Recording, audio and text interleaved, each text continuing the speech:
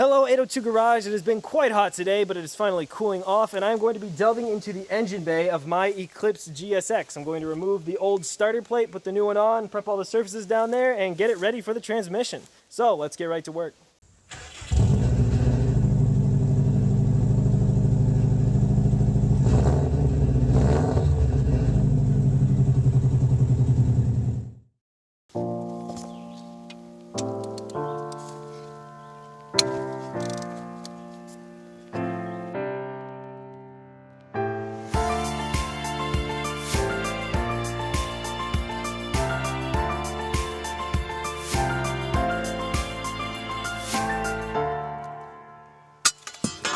Oh, right in the dirt, of course. Got some other disconnected cable back here. I'm sure it goes to something important. Alright, so I did clean up the old starter plate real quick to compare to the new one, and you will note that they have different numbers on them, and this is the actual part number for the all-wheel drive manual starter plate. The all-wheel drive auto starter plate is a different number, and the front-wheel drive auto and manual both use the same plate, which is a third part number. So if I lay these right on top of each other, you will note that there are some differences, and primarily that the hole on the old one is in a different position, and also they obviously beat the crap out of that hole, and there's this hole here for whatever reason.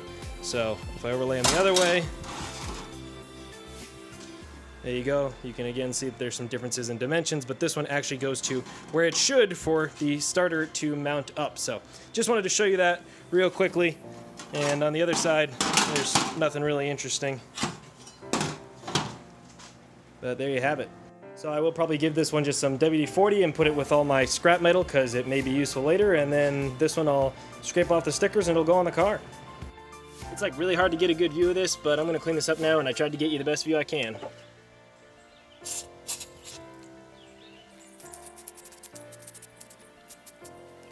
is actually some CRC Pro Strength degreaser. I think it's kind of a new product, but it was like really cheap, so I bought it.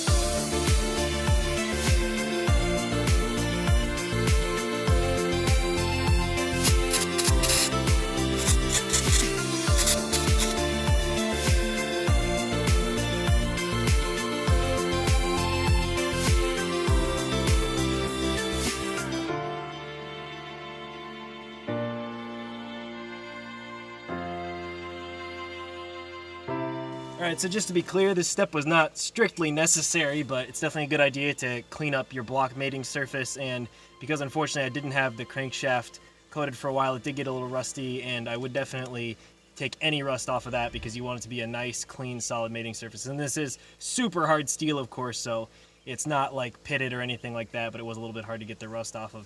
Look, you can tell more idiot mechanics, like this crank pin even looks mangled. I don't even know how they managed to do that, but yeah, so this is nice and cleaned off from rust, and I'm gonna spray it all down with cleaner, rinse it off, and then I will put a nice coat of WD-40 gel, just kind of spread it on there because that stuff prevents rust great, and I just wanted to stay nice and rust free while it's put together.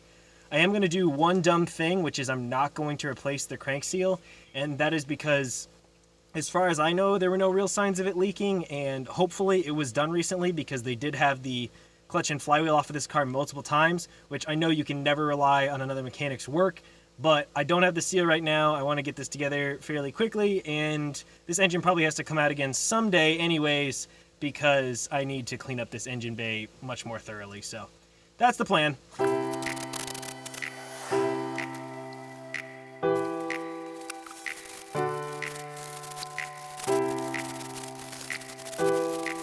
Oh, and so just to be completely clear, this is one of those do as I say, not as I do moments. I always recommend changing the crank seal if you're in here and you know it hasn't been done recently.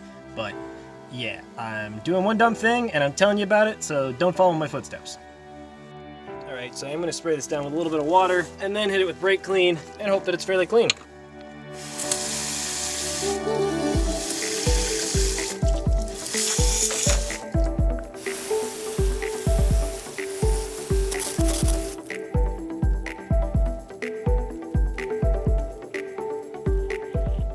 Wow, this other pin came out real nice, huh?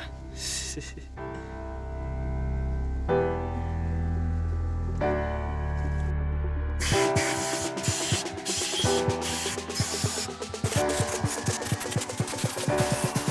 you're using compressed air, I would avoid trying to hit right on the edges of the seal because that could definitely pop it out. At least by my estimation.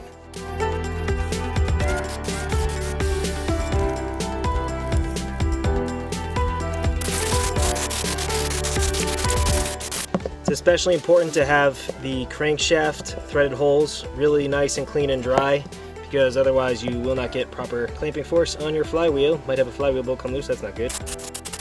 Alright, I think this is good to go. So next, like I said, is I am going to give this all a very nice light coat of this WD-40 Specialist Gel Lubricant, because it's super good at preventing rust, and you can put a nice thin layer on. It lasts way longer than a normal WD-40 coat. So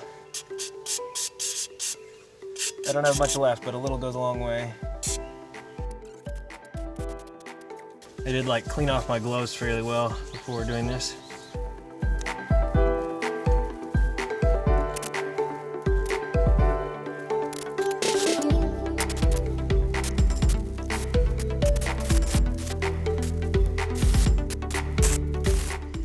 Yeah, you'll basically note that I actually have this stuff all over the engine bay right now because this thing is so rusty, and it's just, I mean, honestly, this car sitting here, it has prevented so much rust, it's crazy. So I guess I'll throw an affiliate link down in the description if you do want to check it out on Amazon. You can buy it anywhere, but it's pretty pricey. It's like $8 a can, but it does go a long way. So I highly recommend it for any kind of rust prevention or like long-term lubrication where you're not worried about grit. Like, I've had great luck with this stuff.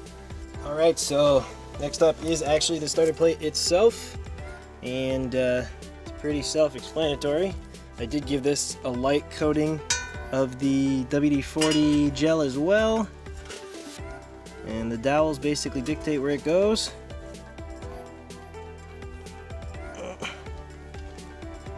Which can make it a little difficult apparently. Get them started both at the same time. There it is. Okay, there we go. Like I said, it's lubed, fits right, and the bolts that came out of it are in perfect condition, so they will go right back in.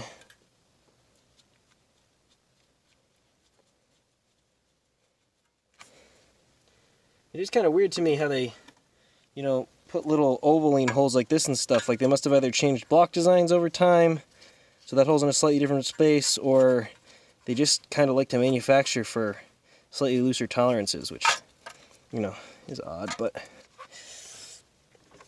I don't know the torque specs on these, but I'm not going to call it incredibly crucial. These are kind of like, you know, torque them down until they're tight kind of bolts, but don't go crazy.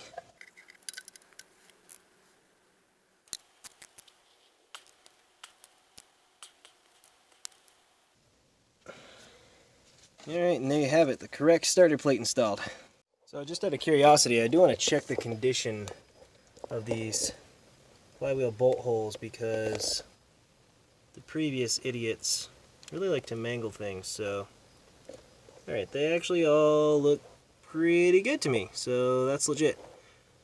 I'm probably going to chase those threads real quick with one of the factory bolts, and then go ahead and put on the flywheel. Alright, well, I probably look like a mess. I think I'm going to end it here for right now. So the very next video on the GSX will actually be installing the flywheel, the clutch, and hopefully even the transmission. So I'll definitely catch you soon on AO2 Garage with the old rusty red DSM. Bye, everybody.